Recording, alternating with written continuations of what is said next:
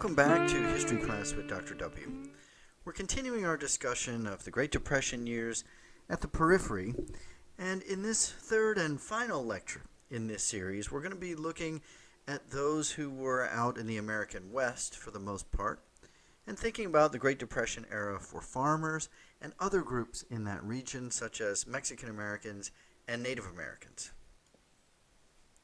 In previous lectures, I mentioned that even the robust economy of the 1920s really didn't benefit farmers as much as it did the rest of the country. For farmers, the boom times had come during World War I, and in the aftermath of that, throughout the 1920s, farm prices had been depressed and farmers really struggled. And of course, things only got worse for farmers during the Depression itself. But as the 1930s wore on, farmers in parts of the American West encountered a new and particularly difficult challenge that we've come to know as the Dust Bowl. The Dust Bowl was largely an environmental disaster, but it was created in many ways by Americans themselves. Beginning back in that World War I era, the boom times for American farmers, when there was great inspiration to put more and more of the western countryside under the plow. And the plowing of the plains to provide wheat began during World War I and just escalated during the 1920s. Farmers continued to plow more and more acreage, and eventually this led to a serious erosion problem in the topsoil that had been grasslands for thousands of years untouched by the plow.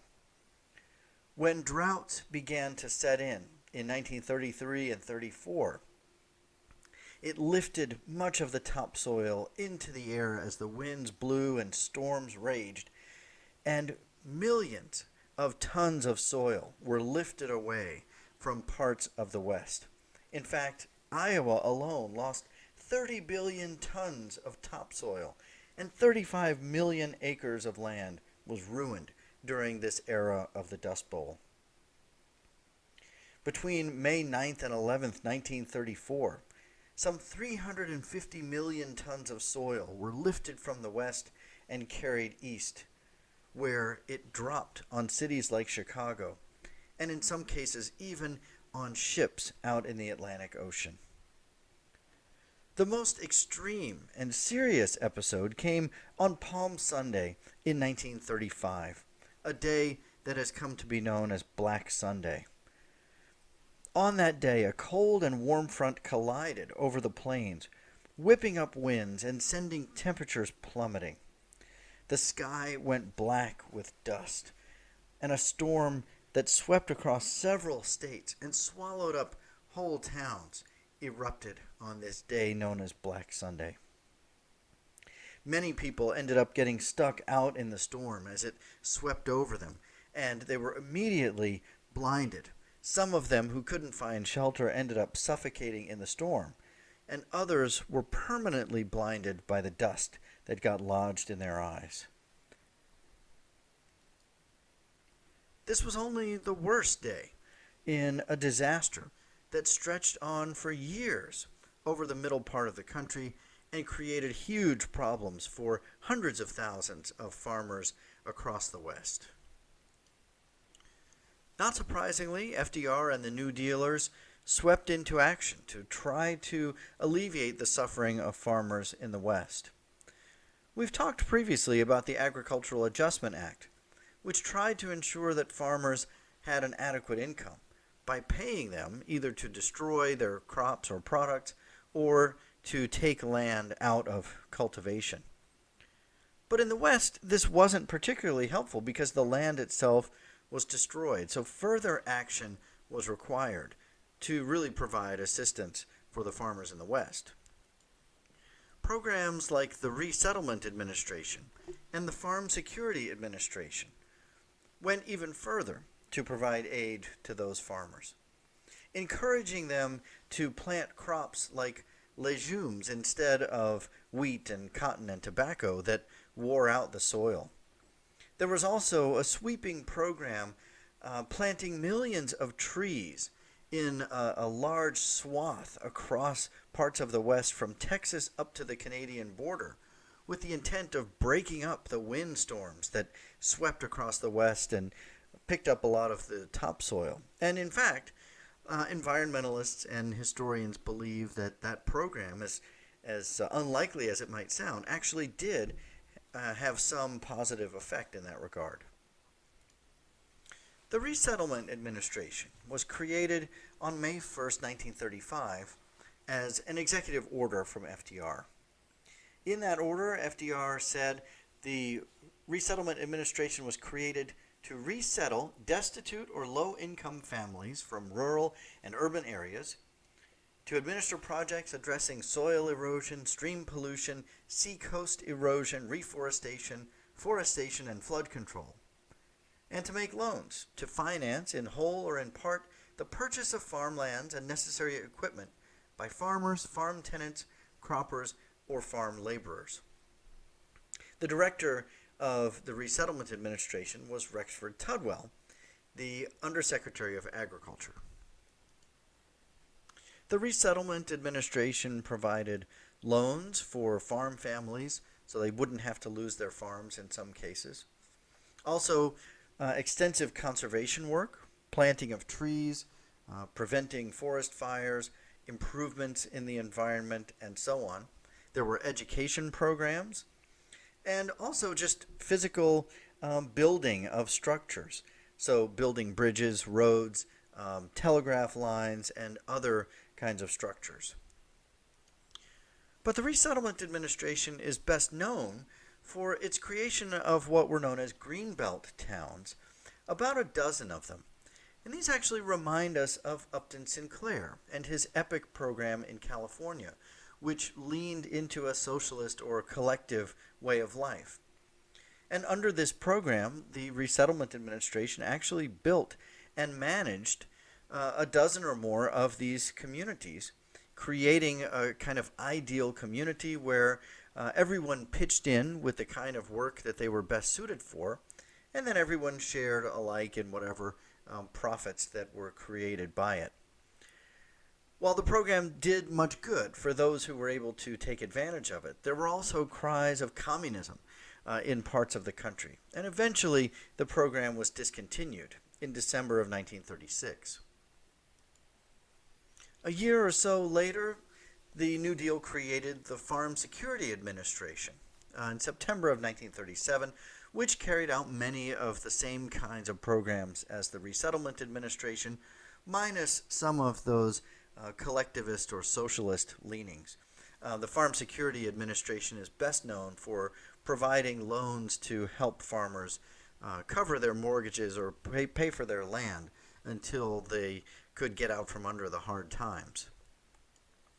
Despite these efforts at aid, there were still hundreds of thousands of farmers who found no other option but to pick up what little they might have had and go on the move, looking for opportunities elsewhere. Some of these became known as the Okies, coming from Oklahoma and the hard times there, many of them making their way to California, as best depicted in John Steinbeck's novel, The Grapes of Wrath. So there was a massive internal migration during this part of the Great Depression. In other cases, farmers were able to find work in the New Deal programs on massive projects. The CCC and the WPA were active throughout the country, including parts of the West, in building parks, planting trees, building roads, fire breaks, and so on.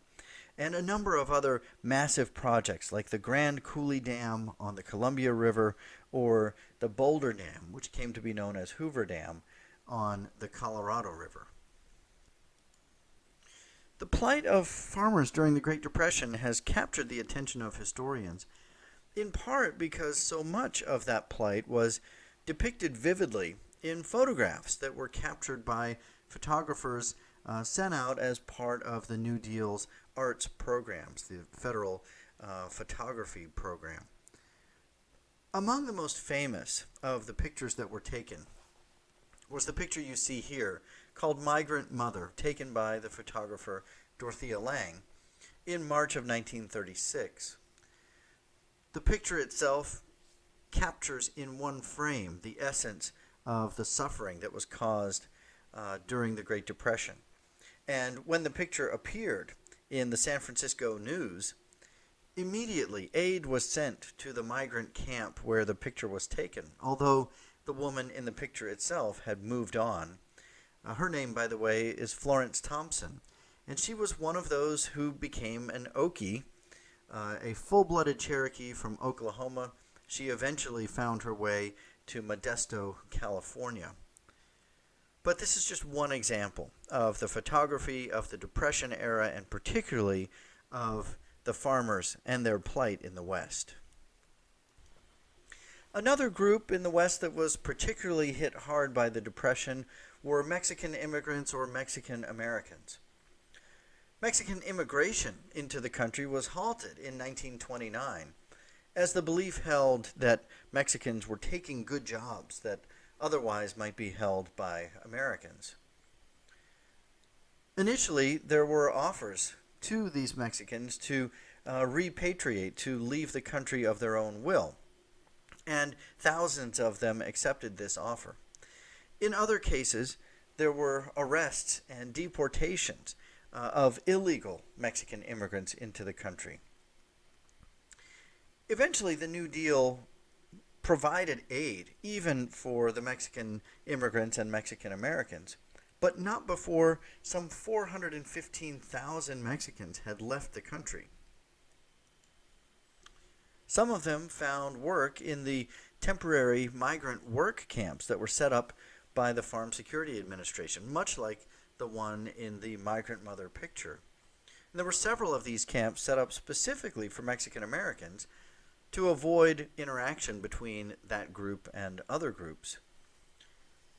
One of the unexpected results of these camps is that many Mexican Americans found a sense of community and actually began organizing in the process of meeting in these camps to create better working conditions for themselves and perhaps even better wages. By the end of the Depression years, despite the massive emigration, the 415,000 or so who moved out of the country, Mexicans could be found scattered throughout much of the country, as many of them found work in the railroad industry over the course of the Depression, and that industry led them wherever the railroads were being built and laid, and many of them moved all over the country, to the north and to the east, finding their way into cities. So by the end of the Depression, there were Mexican communities scattered all across the country.